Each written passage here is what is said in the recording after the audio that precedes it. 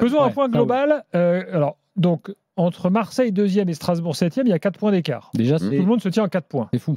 Il y a un truc quand même nouveau ce week-end, c'est que comme Lens a perdu et que Brest a perdu, il y a désormais... c'est fini tout ça. Il y a tout désormais ça, 9 points d'écart entre ça, Strasbourg. Donc ça veut dire que là, il y a quand même un truc important. Eux, ils sont Strasbourg en vacances. Tous les autres, voilà. ça va se jouer Ligue des Champions, Europa League et Conference League. Voilà. Tous les Donc, autres, ils sont en vacances. Mais ce qu'on a dit avant d'ailleurs, puisqu'on a vu dans le groupe. Truc important, donc, pour l'instant, la 7e place n'est pas européenne. Si Paris gagne la Coupe face à Reims, elle le deviendra. Oui, bah donc elle va le devenir. Bon, voilà, normalement.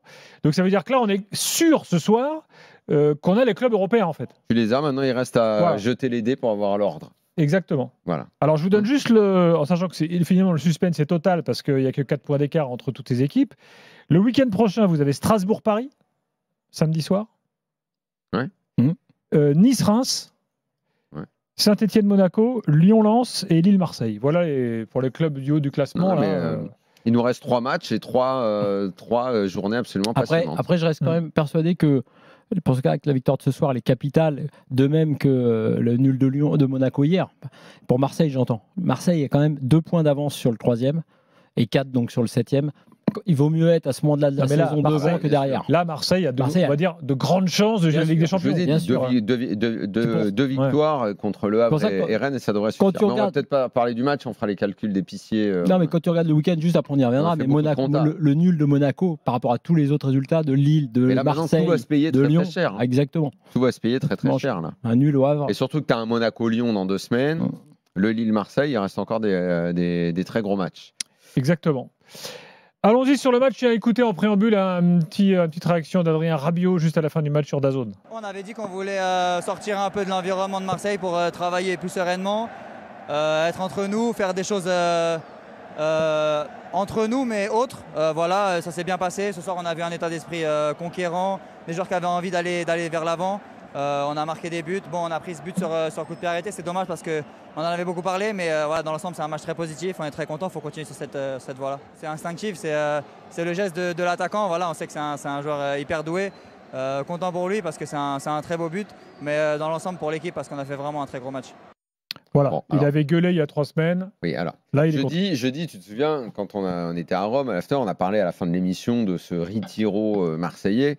Et j'ai dit, avec toute la dramaturgie, tout ce qu'ils ont fait, cette retraite, cette mise au vert, dimanche soir, je veux voir des avions sur le terrain, ça doit partir dans tous les sens. Bon. Donc voilà, la stratégie a marché. Grosso modo, c'est ce qu'on a vu. Donc très bien, félicitations, génial et tout. Maintenant, moi, tu ne m'empêcheras pas de penser quand même qu'à 3 journées de la fin, avec l'importance que ça a pour l'OM, j'ai presque envie de te dire juste de gagner un match, alors encore plus s'il y a la Ligue des Champions, avec cette pression financière qui pèse sur beaucoup de clubs français et l'OM en particulier. Si pour voir, puisque les 2 qui posaient problème, c'était Luis Enrique et Greenwood, après on va parler du schéma qui a changé ce soir, mais si pour voir ces 2 joueurs-là faire les courses qu'ils ont fait ce soir, il faut aller faire un stage dans le nord de Rome, dans un resort, piscine, machin, jouer au ping-pong, réfléchir et se parler, moi je veux bien, mais qu'est-ce que ça veut dire le professionnalisme dans le football, quoi ?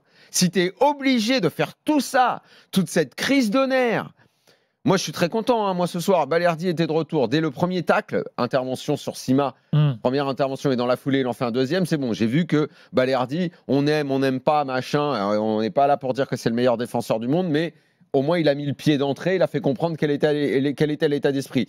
J'ai vu 2 replis défensifs de Luis Enrique dans sa position initiale de quand il était arrivé en France.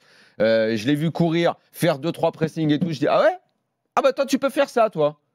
Donc pendant 2 mois, tu nous as fait chier à pas être capable de courir. Tu nous as fait le coup de, je vais peut-être voir si machin, ce club s'intéresse à moi. Mais à un moment, les joueurs... Enfin, le professionnalisme de certains pose quand même question. Greenwood, ce soir, il met un but, il court dans tous les sens. Non, mais c'est très bien. Il n'y a que des choses positives sur l'OM ce soir. Comme je l'ai dit, la comptabilité, c'est OK. La prestation, c'est OK. Le schéma, on a quand même la preuve, encore une fois, je l'ai dit toute l'année, que parfois, ne pas se casser la tête pour un entraîneur. Un petit peu d'humilité et de simplicité et pas d'innovation et de vouloir être génial à tous les coups. Ça pouvait bien fonctionner. On est revenu à un 4-3-3 un peu basique avec Luis Enrique dans une position rappelons-nous, quand on le surnommait, puisque c'est pas nous qui l'avions surnommé comme ça, il était surnommé comme ça, je sais plus, c'était le Brésilien qui l'avait appelé Mbappéinho, parce qu'il jouait en haut à gauche. C'est ce qu'il a fait là. Greenwood, bon, c'était assez basique. Ça faisait un petit moment, moi, que je demandais un milieu à 3 avec Holzberg, Rongier, Rabiot comme ça. Je l'ai vu ce soir.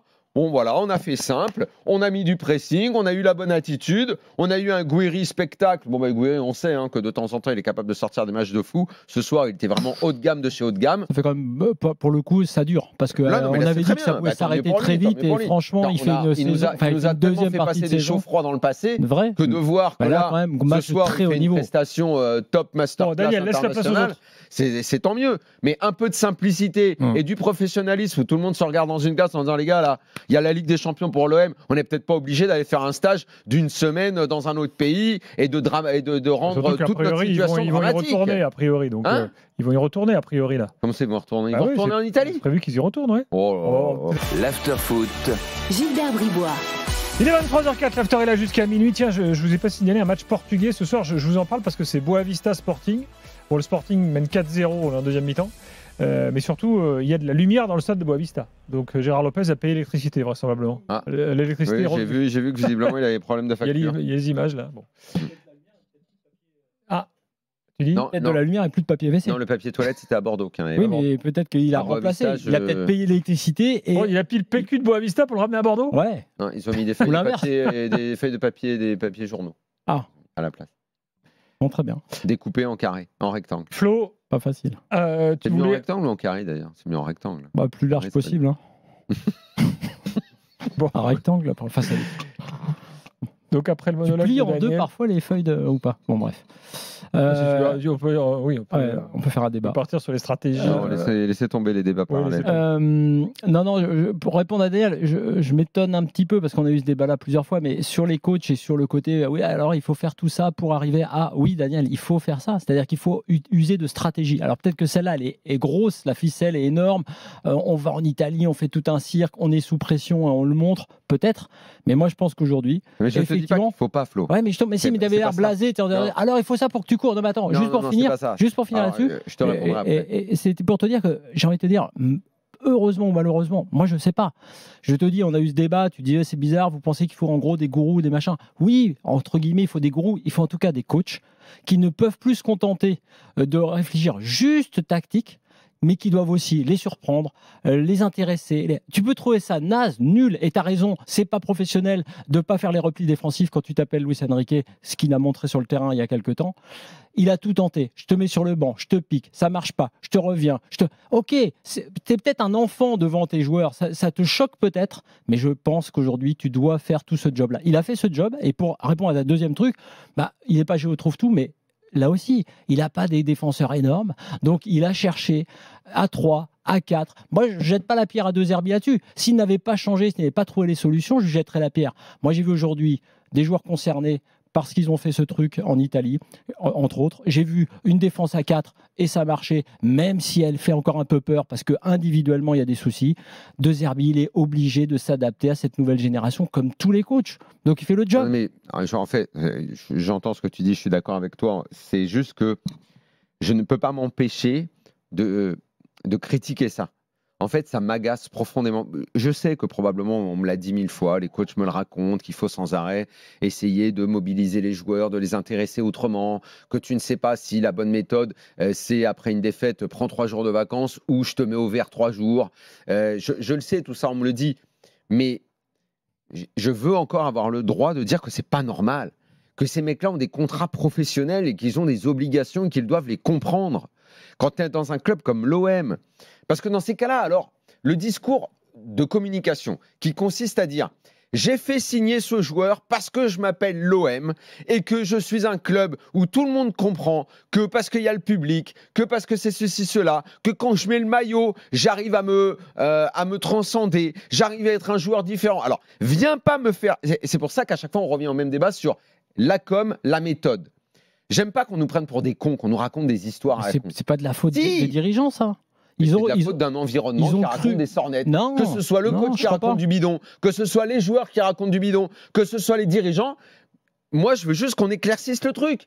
Donc, à chaque fois que j'entendrai les mecs dire ouais, je sais que je suis dans un club très important, je sais que le public ici, il faut lui donner ça, et que le coach surenchérit. Moi, toute ma vie, j'ai rêvé de jouer dans ce stade parce que je dis arrêtez vos mythos. Non, parce que si au bout de 6 mois, vous êtes capable, il vous faut que un tel il soit suspendu de ne pas faire un match type Dembélé avant Arsenal, ou il faut faire un retiro une semaine en Italie dans un hôtel, resort avec piscine, parce que je dois comprendre que le public il attend, que l'exigence c'est ça. Je te dis pas que tu n'as pas raison, tu as raison, c'est toi qui as raison. Oui, mais c'est Je te dis, c'est toi qui as raison. C'est toi qui as raison sur tout ça. C'est les joueurs. C'est pas les dirigeants là.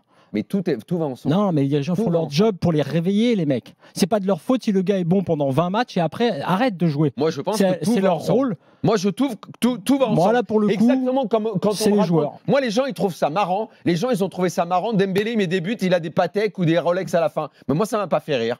Mais il aimait pas pour ça, Daniel.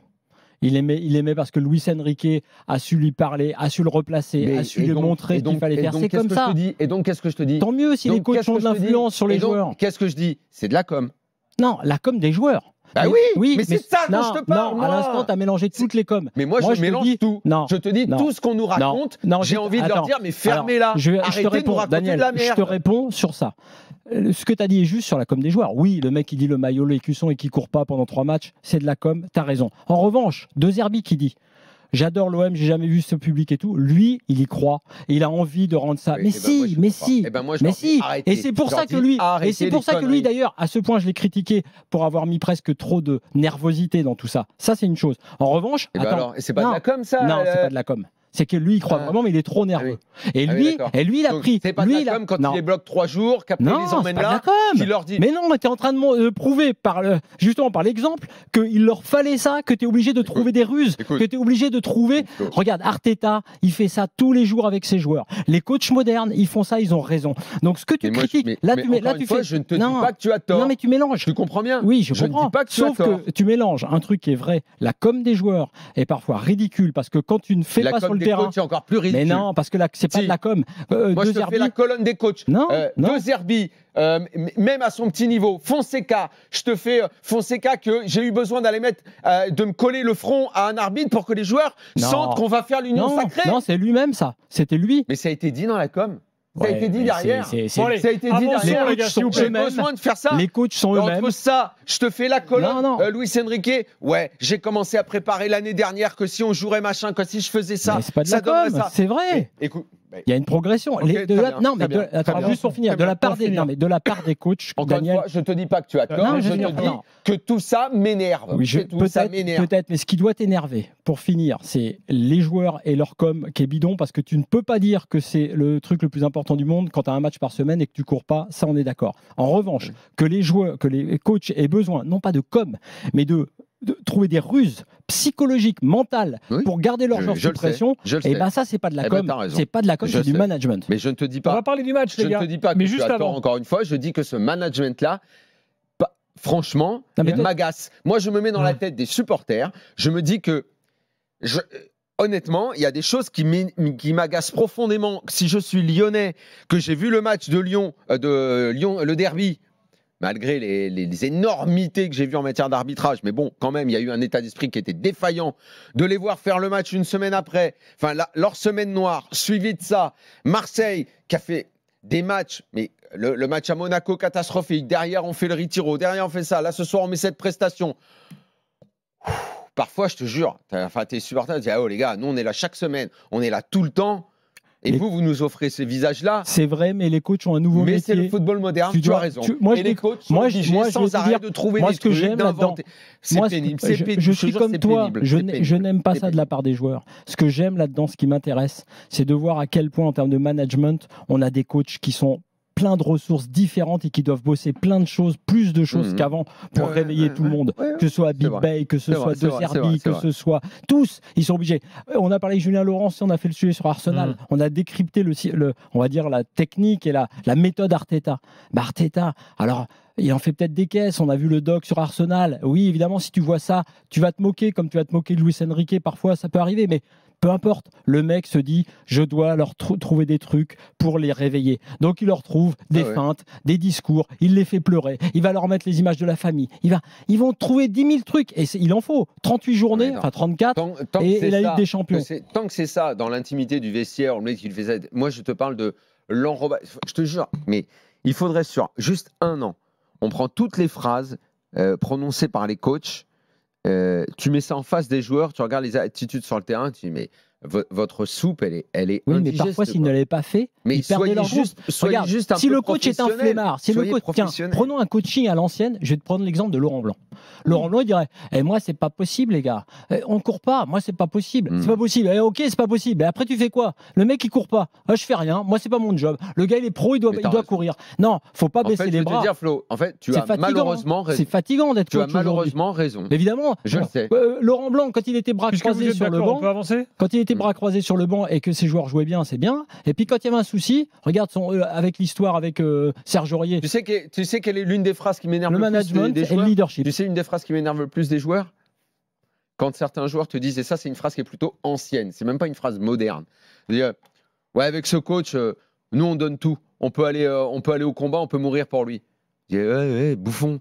C'est pour le coach que tu joues ou pour le club, pour les mecs qui viennent te voir, pour les mecs qui payent pour toi, pour l'institution? Pourquoi tu joues pour le coach? Cette phrase, elle m'énerve. Mais au passage, mais elle doit toucher le supporter que j'étais dans un stade qui payait à ma place, qui allait là, qui pensait que les mecs avaient envie de construire une belle histoire avec nous, machin, et les mecs qui sont sans arrêt en train de te raconter. Et le stade à Marseille, c'est fantastique, et c'est ceci, cela, et j'ai adoré. Et l'autre, mais un mec comme Greenwood, mais quand je le vois faire ce match-là et qu'avant, pendant 2 matchs, il court pas, mais j'ai même pas envie de le féliciter ce soir. J'ai même pas envie de le féliciter. Mais l'OM, mais t'étais un crevard, plus personne voulait de toi. Même ton pays veut plus de toi. L'OM, il te donne une chance et il faut qu'on t'emmène dans un retiro pour te voir courir. Et Luis Enrique, Mbappinho, là, tout le monde se foutait de sa gueule il y a 1 an. Il est revenu, il a bien joué. Le mec, il a une sollicitation en Italie et pendant 1 mois, on le voit plus. Mais ce soir, tous ces pressings, toutes ces courses, mais je n'ai même pas envie de le féliciter, moi. J'ai envie de lui dire, mec, t'as juste fait ton taf, rentre à la maison maintenant. J'ai même pas envie de te féliciter, moi. Ouais, mais tu vois, le management, c'est plein de choses. Et De Zerbi, quand Greenwood est sorti, il lui a parlé. Il lui a sans doute dit, c'est ça que je veux. Il a fait son petit câlin. Ah non, il a peut-être dit, c'est ça que je veux. C'est ça que je veux. T'es obligé d'en passer par là. Et néanmoins, il y a aussi d'autres phrases que les joueurs disent, pour ne pas être négatifs. Tu vois, les prises de parole utiles, celle de Rabiot. Après les matchs, où tu prends tes responsabilités, et ben ça fait partie des joueurs qui justement ont la maturité que certains et d'autres n'ont pas. Et dans un groupe, quand tu as des mecs comme ça, t'es servi. Alors il y a quand même un truc que vous n'avez pas souligné et qui moi m'a marqué, c'est que le fameux Retiro a été justifié en partie, Longoria l'a dit, Benatia l'a dit, par l'ambiance néfaste à Marseille. Ça c'est quand même assez hallucinant. À la commanderie. Au centre d'entraînement. Alors, ça veut dire qu'il y a quand même des trucs là. Je trouve qu'on n'a pas trop creusé. Oui, mais ça, c'est on n'a pas trop creusé cette phrase. Alors, ça, c'est les fameuses. Ça existe. Ça veut dire quoi, ambiance néfaste à Marseille? Les fameuses forces obscures qui ont existé. Benatia a eu des difficultés il y a quelques mois, rappelez-vous. Je me rappelle quand on disait ça de Rennes. On a longtemps dit ça de Rennes, les forces obscures. Ouais. C'est-à-dire ne pas savoir qui décidait vraiment, les groupes. Alors, à Marseille, c'est plus à l'intérieur. Voilà, c'était plutôt en ville, entre guillemets, à Rennes, alors que là, c'est plutôt carrément dans le club. En ville, chez Neta, pas au bistrot. Hein. Non. Alors, tout le monde a fait ses conjectures. Certains disent, ouais, il visait Papin, d'autres disent, il visait un autre gars, d'autres ils visent l'administratif. Ça a toujours existé à Marseille. Ça a très longtemps existé au PSG. Quand il y avait quand on disait, il y a le siège, il y a Saint-Germain et Boulogne. Tu sais, quand tu avais le siège qui était pas au même endroit que là où ils s'entraînaient. Et on disait les forces obscures, ça. En gros, dans le dos, on disait ça va pas, mais à Marseille, ça a toujours existé. Ça a toujours existé.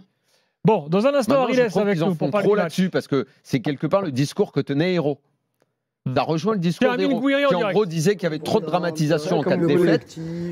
Amine Gouiri en direct, il était élu homme du match. C'est vous les boss, évidemment. Le match. Non, le match, je pense, match réussi, match complet. On a gagné avec la manière en marquant 4 buts.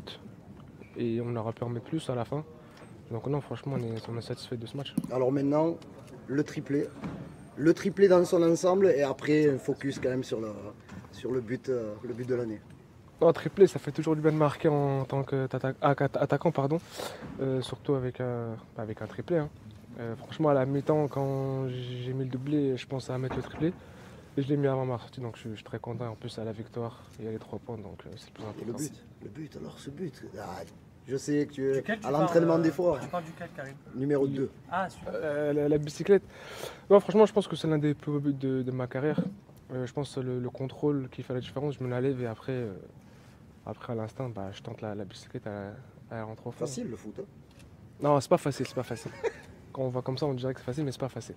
Mais non, franchement, c'est un des plus beaux buts de ma carrière et j'espère en mettre d'autres. Hein. Voilà, alors juste quand même un point technique sur ce but. Je ne vois pas rentrer. Lui, il dit je fais le contrôle qu'il faut. Moi, je pense qu'il rate son contrôle en fait. Il fait un contrôle de la poitrine qui ramène le ballon derrière lui, donc en fait, il est obligé de faire la bicyclette. Il fait pas le contrôle exprès pour faire la bicyclette. Il ne peut pas faire la fine bouche sur un geste aussi extraordinaire. Mais c'est extraordinaire. Mais il se rattrape de façon magnifique. Mais pour moi, il ne fait pas le contrôle. Voilà. S'il fait le contrôle parfait, il s'amène le ballon devant lui et il frappe. Je ne sais pas s'il le rate complètement parce qu'en fait, il se la lève. Parce que comme le ballon arrive, non, en fait, je ne crois pas ça. Moi, je crois qu'il s'adapte à la situation, ce qui est encore mieux et plus positif. Il s'adapte à la situation parce que la façon dont son corps est placé, le ballon se lève un peu, donc il se le lève avec la poitrine et là, il enchaîne avec le geste. Franchement, le geste, il est magnifique. Écoute, moi, si Gouiri a enfin trouvé le bon contexte pour l'exploitation de son talent, nous qui nous sommes plaints tellement longtemps de son irrégularité et du fait qu'il soit capable dans une année de mettre 1 ou 2 buts, parce qu'il est habitué aux très beaux buts. Celui-là est peut-être le plus beau but de sa carrière, mais des beaux buts, il en a mis souvent. Et je sais pas, par exemple, des fois, je me souviens des années où il était bon contre le PSG, bon dans certains matchs. Et à côté de ça, on l'a dit 1000 fois, Gouiri, qui il est comme joueur. Si maintenant à l'OM, il a trouvé le bon contexte et il est capable de reproduire des performances de ce niveau, on va pas lui demander à en retourner à chaque match. Hein. Juste déjà une moyenne d'1 but par match, ce sera un crack. Hein. Donc là, il en a mis 3. C'est probablement l'un des matchs les plus aboutis de sa carrière. Génial, tant mieux pour lui. C'est là où peut-être ce genre de joueur, paradoxalement, peut profiter d'un contexte éruptif et d'une nécessaire pression. Parce que lui, il a besoin de matchs à enjeu, à pression pour briller. Et à Marseille, normalement, chaque match doit être gagné avec un vélodrome plein. Tu as quand même la pression. Donc, je remarque, qu'il résiste à la pression, parce qu'il est arrivé à l'OM, et il y a certains joueurs qui se liquéfient en arrivant à l'OM. C'est pas son cas. Lui, non. Et puis après, techniquement, on sait ce qu'il est capable de faire. Là, quand même, ce soir, toutes les palettes sur tous les buts, très différents, fermer le pied sur les derniers, le fameux retourné, effectivement, le premier aussi qui est très très bien fait en encadrant avec le défenseur et la frappe croisée. Petit filet, il a tout, quoi. Bon, ça on le sait, mais si maintenant il devient régulier et prolifique, parce que quand même 3 buts dans un match, pareil, Gouiri, il n'a pas eu beaucoup de depuis qu'il est à l'OM maintenant 8 championnat depuis qu'il est à l'OM, il me semble. Possible. Dans un instant, Arides avec nous pour parler du reste du match. Gouiri, homme du match, voilà, on l'a dit, c'est fait. Juste un point sur ce que tu disais sur les forces obscures à l'OM. C'est Benatia aussi, et là pour le coup, qui en parle dans des interviews à la Provence. Bien sûr, il y a quelques mois. Il y a quelques mois, il en parlait déjà. Ouais. Et on avait raconté, Florent Germain avait raconté qu'il y avait des difficultés avec certaines personnes du service administratif. Alors on peut louer ça, on peut louer cette transparence, mais c'est vrai que c'est lui aussi qui a mis le sujet sur le centre de la table. Après, d'en faire trop. Enfin, à partir du moment où les têtes pensantes, les dirigeants, l'entraîneur, les joueurs, c'est-à-dire que dans les bureaux, qu'est-ce que tu veux qu'il se passe non plus, quoi. Tu vois, ils vont pas mettre du jus d'orange frelaté dans le vestiaire des joueurs, tu vois, à un moment. Non, mais c'est vrai que dans les moments où ça tangue et ça va un peu moins bien, où c'est pas facile, c'est vrai que quand il y a ça, c'est dur. Marseille, c'est une ville où ça peut critiquer, comme la plupart des gens qui travaillent dans le club sont des supporters. Quand ça se passe pas bien, oui, il doit y avoir, il y a un peu de passion, il doit y avoir un mot qui dépasse, mais tu peux pas t'arrêter à ça, ou sinon tu prends que des fonctionnaires sans te soucier de la passion. Donc tu fais ce que je disais tout à l'heure, tu fais ce que Hérault disait à une époque, c'est-à-dire qu'il voulait moins de supporters de l'OM dans les bureaux, ce qui avait fait scandale à l'époque, et puis là tu auras moins de passion dans les bureaux. Tu sais, par exemple au PSG, ils ont fait ça, au PSG, à la com, marketing et tout, il y a même eu des supporters de l'OM. C'est arrivé. Des mecs, moi j'ai rencontré des mecs qui ont bossé au marketing au PSG, ils sont supporters de l'OM. L'OM a même eu un attaché de presse qui venait de Marseille. Le PSG. Le PSG, un attaché de presse qui venait de Marseille. Ouais. Moi, à tout prendre, je préfère le contraire. Je préfère que tous les gens qui bossent au club supportent le club. Allez, à tout de suite pour continuer le débat sur le match de ce soir. Belle victoire de Marseille face à Brest 4-1. À tout de suite. RMC, l'after-foot. RMC jusqu'à minuit. L'after-foot. Gilbert Bribois. Il est 23h23, Daniel Riolo et Florent Gautreau sont là avant de parler des autres matchs, avant de partir en Espagne et en Angleterre, en Italie tout à l'heure. Nous continuons l'analyse du match de l'OM face à Brest. Ariles est avec nous au 32-16. Bonsoir. Ariles, bonsoir. Allez, bonsoir. Il est où, Osvaldo? Comment vous allez? Vous allez bien? Ça va et toi? Ça va nickel. Très content, très content de la victoire. Bon. Là, qu'est-ce que tu retiens du match? Bon, Guira, on en a parlé. On a vu aussi un système un peu différent. Bon, je sais pas, quel est le truc? Un peu différent, complètement différent. Luis Enrique de piston droit qui devient attaquant gauche. Déjà, premièrement, content de revenir avec une défense à 4. Déjà, ça fait plaisir. Retour de Balerdi, un très très bon match de Balerdi. Hein. Oui. Comme il a signifié tout à l'heure Daniel, dès le premier contact, il a montré que le patron était de retour derrière. Donc sur ça, on était un peu plus serein, malgré quand même 2-3 défaillances de la défense, notamment Murillo à certains moments. Pareil pour Luis Garcia. Murillo, il a fait une Thiago Almada. Et à un moment donné, on a frôlé. De toute façon, vous n'avez pas une défense de crack, hein, quoi qu'il en soit. Donc, ça c'est sûr. Ça c'est sûr que niveau défense, ça laisse à désirer depuis le début de la saison. Mais quand même, on est plus serein quand il y a Balerdi, même si on sait qu'il est sanguin, qu'il peut quand même te sortir un carton jaune ou un carton rouge dès le début du match. Mais bon, pour aujourd'hui, ça a fait le taf. En fait, Balerdi, c'est la très bonne nouvelle, puisqu'on n'était pas certain qu'il puisse rejouer avant la fin de la saison. Et tu le récupères finalement pour 4 matchs. A priori, hein, puisque tu le récupères pour le sprint final. Voilà, tu le récupères pour les 4 matchs décisifs. C'est quand même ça aussi mentalement pour lui et pour les autres joueurs, évidemment autour de lui, et surtout pour De Zerbi, parce que avec ses défauts, Balerdi, dans cette défense vraiment compliquée à mettre en place pour De Zerbi, c'est la base. Qu'on le veuille ou non, c'est le mec que tu mets sur le terrain au départ. C'est ton capitaine, tu as ton capitaine qui est là pour le groupe, qui revient, c'est le meilleur défenseur de l'équipe. Comme vous l'avez dit, c'est pas la meilleure défense, faut qu'il soit là. Tiens, Ariles, je te coupe et il y a De Zerbi qui viennent s'asseoir à la conférence de presse, donc on va écouter ses premières réponses. Daniel, tu peux traduire. Allez, on écoute. Ah, mince, il n'y a pas de son. Oh là là, la technique. C'est lire sur les lèvres, ça va être compliqué pour moi. Oui, bon, écoute, on va essayer de je pense qu'il est content du match, il est content de la prestation. Le Retiro a fait du bien. Ça nous a permis du coup, il repart à Rome reconcentrer. demain avec toute l'équipe.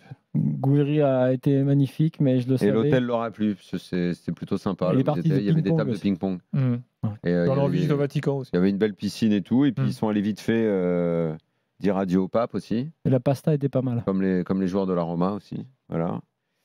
Et voilà, et ça s'est bien passé. Il est content pour toi, Gilbert aussi. Parce qu'il paraît que tu as passé un bon week-end aussi à Rome. Donc il est content. Bon, c'est voilà, ça. Et il est content pour Flo aussi qui a joué au golf. Ouais. Il est content pour tout le monde. Tout le monde est content. Il a fait un week-end à Rome. Bon, olé. Comme Etienne Dao. Ariles, pardon, du coup, on t'a coupé pour rien. Désolé. Il n'y a pas de souci. Je souhaitais parler déjà premièrement du match de Gouiri, même si on en avait parlé. Moi, il y a quelque chose qui m'exaspérait depuis plusieurs semaines, depuis la signature de Gouiri. Ça nous disait, Gouiri, c'est pas un vrai attaquant, c'est pas un buteur, c'est un joueur de côté, il n'est pas à droite devant le but. Depuis qu'il est arrivé, il est sur 10 ou 11 buts. Il est décisif sur 10 ou 11 buts de l'Olympique de Marseille. Je crois qu'il a 7 réalisations et 3 ou 4 passes D. Donc, il doit être à 8 s'il a mis un triplé ce soir. Ouais. Donc à 8, c'est-à-dire un but de plus. Wai, il est à Francfort. On nous disait, on n'est pas sûr de l'échange quand même, on perd Wai, on devrait quand même... Pour l'échange, on était sûr à Wai, j'étais dans la voiture. Pour l'échange, Wai tout seul même. Tant mieux, parce qu'on a bien coupé l'arbre à la racine, parce qu'à Francfort, il ne met pas une quille, surtout que l'Allemagne, la Bundesliga, c'est quand même un bon championnat. À Francfort, il devait se promener et tout. Wai, en fait, il a complètement disparu. Il fait partie de ces joueurs qui peut-être... je sais pas si... Il s'est blessé un petit peu, il a quand même raté quelques matchs, mais pas un but. Non, rien du tout. Exactement. Donc ça, je voulais souligner sur Gouiri. Très, très satisfait. Il y en a, ils ne sont pas montés dans le train Gouiri. Il fallait y monter parce que pour l'instant, j'entendais des vertes et des pas mûres. Non, mais il est bon qu'en début de saison. Ah, mais enfin, il est bon qu'au début avec un nouveau club. Ah, mais il est bon que contre les pour l'instant, effectivement, depuis qu'il est à l'OM, son bilan est positif. Maintenant, l'année prochaine, je pense que tu souhaites que l'OM aille en Ligue des Champions. Ça va être probablement avec Gouiri attaquant. c'est là que tu voudras voir quel est son plafond, quoi, jusqu'où il est capable d'aller. J'imagine que tu vas pas te contenter de ce qu'il a fait cette année. Le but, c'est toujours de progresser, de voir ce que les mecs sont capables de faire au plus haut niveau. Oui, bien sûr. La Ligue 1, pour l'OM, j'espère que ça n'est que passager. On a envie de voir nos plus grands clubs français en Ligue des Champions. Donc, moi, perso, ça va pas plaire à Gilbert, mais moi, j'aimerais qu'on ait nos plus grands clubs en Ligue des Champions l'année prochaine. Donc, Paris, Lyon, Marseille. Et puis le 4e, je sais pas. Pour froisser personne, je dis plus rien. Sur ça, Daniel, je suis d'accord avec toi. Et on va voir s'il a ce plafond de verre comme il avait Valentin Rongier en Ligue des Champions. Gouiri, on va voir s'il va passer un cap. Mais là, pour l'instant, on est obligé de pas. Bon, de toute façon, tu vas pas encore faire le mercato de l'année prochaine. On a encore 3 semaines pour se poser ces questions, mais il y a beaucoup de joueurs qui poseront question pour l'année prochaine à l'OM. Moi, je parle du présent. Gouiri était beaucoup discuté lors de la signature. Et je tenais vraiment à souligner ça. On l'a beaucoup critiqué en disant que c'est pas un vrai attaquant. Là, mais est-ce que tu trouvais normal qu'on ait un doute? C'est normal d'avoir un doute au vu de tout ce qu'il avait montré dans sa carrière. Je suis d'accord, certes. Mais de là à dire que c'est pas un vrai attaquant, alors qu'avec le geste de classe internationale qu'il fait aujourd'hui, le contrôle poitrine, l'amorti poitrine pour se la retourner, je suis désolé. C'est pas n'importe quel attaquant qui peut faire ça. En fait, je crois que c'est jamais la technique qui a posé problème ou qui a fait douter. On a toujours su que c'était un joueur très technique et des beaux buts. Il en a mis plusieurs dans sa carrière. Il est bien formé en tant que joueur. Il a rarement joué tout seul en pointe. Moi, je trouve tout à fait normal. Déjà qu'on doutait de mecs qui avaient plus de références quand tu arrives à l'OM, c'est jamais facile. Flo a dit très justement, il y en a que ça étouffe et il y en a qui se révèlent. Moi, je trouve très positif quand on doute d'un joueur, et à juste titre, quand on en doute. Et pour moi, il y avait plein de raisons de douter de Gouiri. Moi, j'aime quand les mecs apportent des réponses. J'aime quand les mecs disent c'est pas facile, il y a plein d'attaquants qui réussissent pas à Marseille, qui ne se font pas à l'environnement. Moi, je réponds que ça me plaît, que la pression, j'aime ça, et je réalise des matchs comme ce soir. Et moi, je n'attends qu'une chose, c'est que ce gars-là, il continue et que l'année prochaine, il fasse une saison complète. Là, il en a fait que la moitié de la saison. Voilà, c'est bien de douter, de dire qu'est-ce que tu es capable de faire, est-ce que tu peux encore progresser, je sais pas, on regarde au PSG quand Doué est arrivé, qui pensait que ce gars-là pouvait atteindre un tel niveau? Tu doutes. Et après, le mec, il progresse, le coach le fait progresser, il est dans un bon contexte, il est bon. Moi, j'aime pas en fait le raisonnement qui dit ouais, vous doutiez et tout, mais en fait, qui a la certitude de quoi que ce soit? Aujourd'hui, dans le football, tu as des mecs, oui, bien sûr, ils sont Vinicius, l'année dernière, il marchait sur l'eau. Cette année, il est nettement moins bon. Haaland, tu avais l'impression qu'il était capable de mettre 100 buts dans une seule saison, tellement cette année, il fait une mauvaise saison. Enfin, tu vois, c'est variable, quoi. C'est comme ça. C'est le sport. Il n'y a pas de mal à douter. En fait, il ne faut pas confondre pronostic et analyse. Les gars, sur l'évaluation, est-ce qu'il y a un autre joueur que vous voulez citer à Brest comme à Marseille d'ailleurs? On n'a pas parlé du milieu, Hochberg, Rabiot, Rongier, par exemple. Le milieu était bon à Marseille. C'est la première fois qu'on le voit disposé comme ça, ce milieu. Moi, je l'appelais depuis longtemps de mes voeux. Tiens, la vraie question pour les 3 derniers matchs, c'est est-ce que De Zerbi garde cette compo alors qu'il nous a fait des défenses à 3 avec des pistons. Il n'avait jamais fait le milieu comme ça parce que Rabiot était devenu quasiment un attaquant, donc il était dans une ligne plus haut. Là, je pense que oui, ce match est une référence pour lui. Et évidemment, il va garder des choses. J'ai envie que Luis Enrique reste de ce côté. Pour revenir sur les fameuses failles, évidemment, qu'il y a, on l'a dit, défensivement, celui qui est à la hauteur et qui est présent, c'est le gardien. Parce que Rouli, premier arrêt sur Sima, au tout début du match, il fait quand même beaucoup de bien. Cet arrêt qui évite le 0-1 dans un vélodrome qu'on sentait un tout petit peu interrogateur, on va dire, au début. Après il marque, donc ça change tout. Enfin, l'OM marque, mais Rouli au début, Rouli encore en deuxième, au moment un peu important pour éviter à Brest que Brest revienne. Il n'a pas souvent déçu quand même. Non, c'est vrai. Je bats ma coulpe parce que j'ai pas été forcément très accueillant quand il est arrivé. J'aimerais quand même ajouter le premier but. Ce qu'il fait sur le premier but, c'est j'aime vraiment beaucoup ce renversement de jeu, cette passe impeccable sur Gouiri.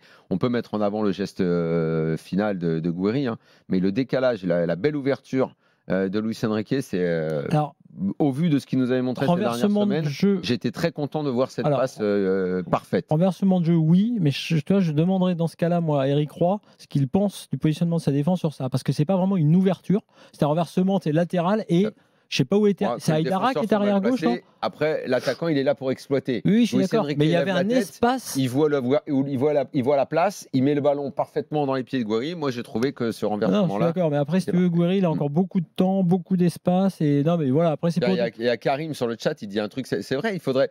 On regarde pas d'une année sur l'autre, mais et ça rejoint quelque part ce que tu disais tout à l'heure, Flo.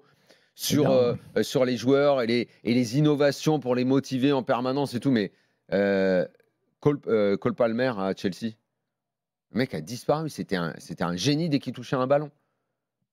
Là, cette année. Ariles, merci beaucoup. C'est fou. Et il y en a plein comme ça. Il y en a plein. À la prochaine. Les mecs ne se maintiennent plus au haut niveau longtemps dans le football d'aujourd'hui. C'est très, très bizarre.